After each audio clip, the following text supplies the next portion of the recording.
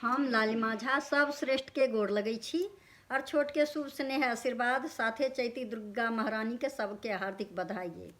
और एक चैती दुर्गा के अपने से गीत रचना केलहुँ हैं से लऽ के एलहुँ अहाँ सबके सामने। अगर नीक लागे तो लाइक करब, शेयर करब, सब्सक्राइब करब हमर चैनल के। तो लिया सुनू।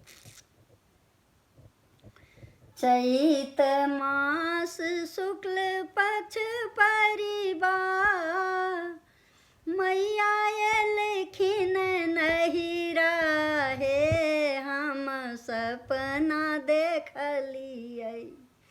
चैत मास शुक्ल पक्ष परिबा मैया एलखिन नहिरा हे हम सपना देखलहुँ। अद्भुत छनि मैया के स्वरूप हे हम सपना देखलहुँ। अद्भुत छनि दुर्गा के स्वरूप हे हम सपना में देखलहुँ। अष्टभुजी धारी दुर्गा सिंह के सवारी हे हम मारैत देखल। अष्टभुजी धारी दुर्गा के सिंह के सवारी हे हम मारैत देखलहुँ।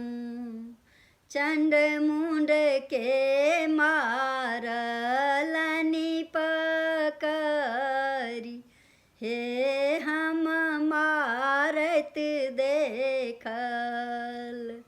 चंड मुंड के मारलनि पकड़ी हे हम मारैत देखल। मारी काटी कय मैया रानी शंख जे फूकलखिन हे मुनि घंटा बजौलनि। मारी काटी का मैया रानी शंख जे फूकलखिन हे मुनि घंटा बजौलनि। सब संत केलनि जय जयकार हे हम सपना में देखलहुँ। सब संत केलनि जय जयकार हे हम सपना में देखलहुँ। मुस्कौलनि मैया रानी हम पहिरेलहुँ हे अरहुलक माला। मुस्कौलनि मैया रानी हम पहिरेलियन हे अरहुलक माला। माला पहिर मैया मुस्काल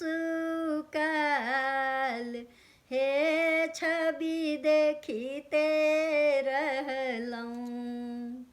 माला पहिर मैया मुस्काल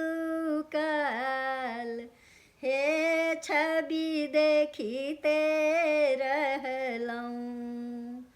हम सब मिले मैया के केलियनि प्रणाम हे मैया देली आशीष। रहतै अचल अहि हे माँ देलखिन आशीष। चैत मास शुक्ल पक्ष परिबा में मैया एलखिन नहिरा हे। आई सपना में देखलऊँ अद्भुत छनि मैया के स्वरूप हे। हम सपना